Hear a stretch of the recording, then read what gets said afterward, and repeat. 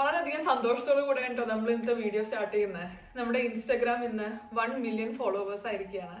കഴിഞ്ഞ 8 കൊല്ലമായി ഞാൻ ഈ ഒരു കോണ്ടന്റ് ക്രിയേഷൻ ചെയ്യാൻ വേണ്ടി തുടങ്ങിയിട്ട്.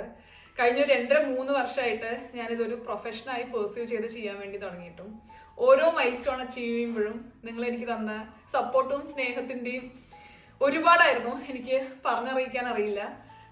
ഇൻസ്റ്റാഗ്രാം സ്റ്റാർട്ട് ചെയ്ത സമയത്ത് 1 മില്യൺ എന്നുള്ളതൊന്നും ചിന്തിച്ചിട്ട് പോലുമില്ല. ജസ്റ്റ് ഫോട്ടോസ് മാത്രം അപ്ലോഡ് ചെയ്യാൻ വേണ്ടിയിട്ടുള്ള ഒരു ആപ്ലിക്കേഷൻ ആയിരുന്നു.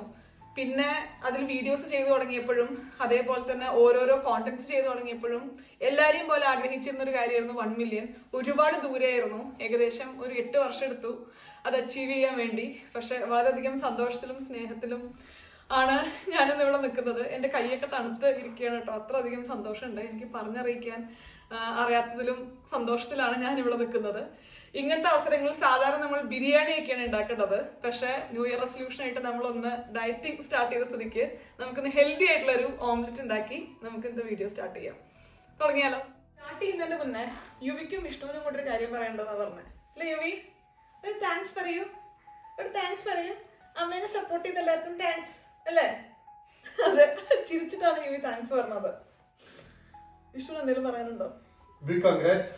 കാരണം നീ കുറെ പേരുടെ ആഗ്രഹിച്ചൊരു കാര്യമായിരുന്നു. അത് ഏറ്റവും നല്ല രീതിക്ക് അച്ചീവ് ചെയ്യാൻ പറ്റിയത് ഒരു അടിപൊളി കാര്യമാണ്. പിന്നെ ഐശ്വര്യ ഇതിൽ സപ്പോർട്ട് ചെയ്ത എല്ലാവർക്കും ഒരു ബിഗ് താങ്ക്സ്. കാരണം ലൈക്ക് ഇതൊരു ഒരുമിച്ചുള്ള ജേർണി ആയിരുന്നു എന്ന് എനിക്ക് തോന്നുന്നത്. So big thanks. എല്ലാവരോടും ഒരിക്കൽ കൂടെ നന്ദി പറഞ്ഞുകൊണ്ട് ബിരിയാണി വേണോ ഓംലെറ്റ് വേണോ? തൽക്കാലം ഓംലെറ്റ് മതി. ഓംലെറ്റ് ഉണ്ടാക്കാം.